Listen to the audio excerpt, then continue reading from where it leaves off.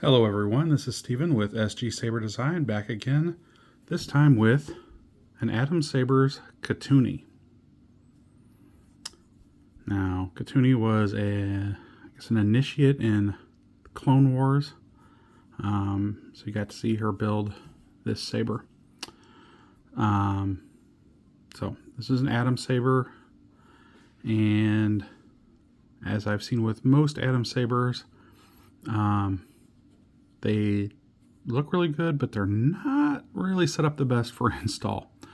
They did include a board with switches that go actually under two of these little fake LEDs.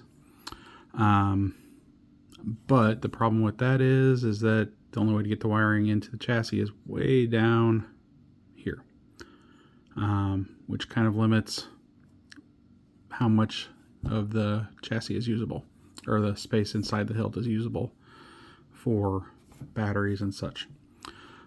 So what I did was I did a removable chassis on this one. Take the pommel off here, and we've got a really small chassis.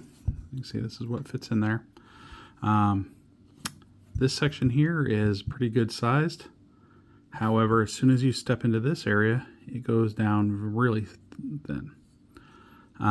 So we've got an 18350 battery on this one. Dustin, if you do not have any of these, let me know. I can let you know where to get some, or I can add one to the cart on this. So we've got our 18350 battery slot. We've got a on-off kill switch here.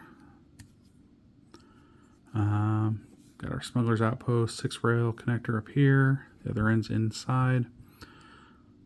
Proffie 2.2 and a smuggler's outpost dark side 28mm speaker. We can take this off further. You can see how it's a lot smaller in here. And see, there's our other end of our connector, which has our CC Sabers V3 emitter and wiring for the switch.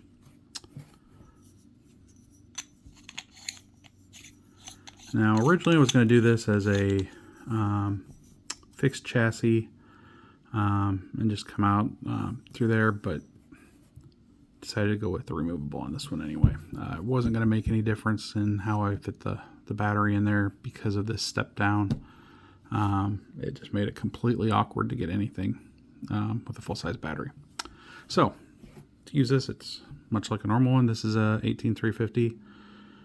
Just notice that, so you've got a flat area here. That's your negative. It's marked on these on the keep power. So in your positives up here, so negative goes towards the spring. And then we just flip the kill switch. But my part of that legacy is one of death and war. So I don't have a Katooni sound font. I did search, could not find anything. So what I did was I took a Clone Wars Ahsoka and gave it a blue blade to match the Katooni one. So I'll just put this in and thread this in until it is kind of firm like that. And then, like I said, you can see here we've got this one, the second one, and the fourth one are your buttons. So the first one is your activation.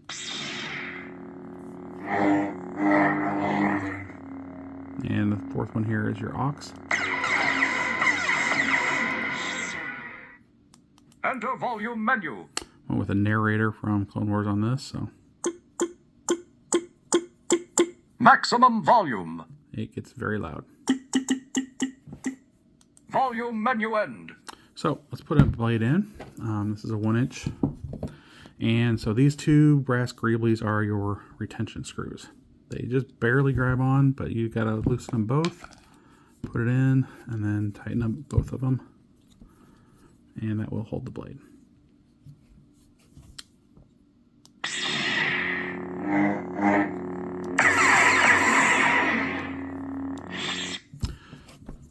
So I went mostly with Clone Wars fonts on this one. General Kenobi. Anakin. This was the siege of Mandalore. We had parted ways by now.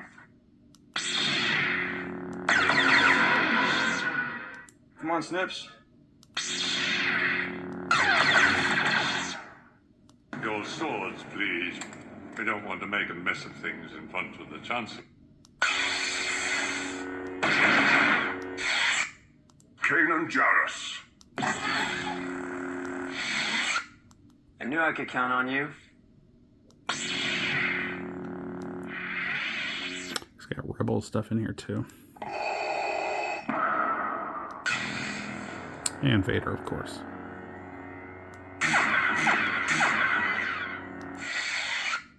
Surrender. Asajj Ventress.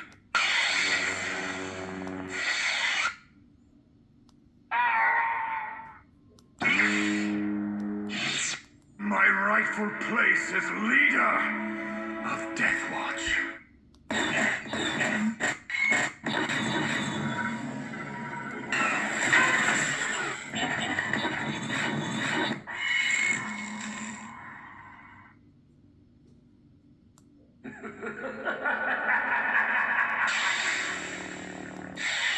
He's been working on that thing for weeks.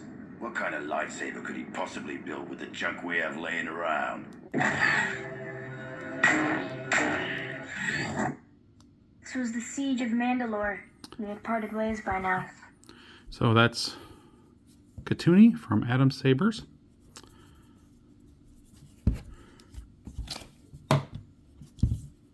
It's a different looking hilt. Probably the first one I've ever seen with purple, which is why I decided to go ahead and do the chassis in this deep silk purple. Thought that fit pretty well. Again, the greebly work here was done by Mark Ryan. Did a great job. So, if anyone has any questions, Dustin, I'll contact you about this and let you know how it went. But if anyone else has questions, please feel free to comment. And we'll see you next time. Thanks, and may the Force be with you.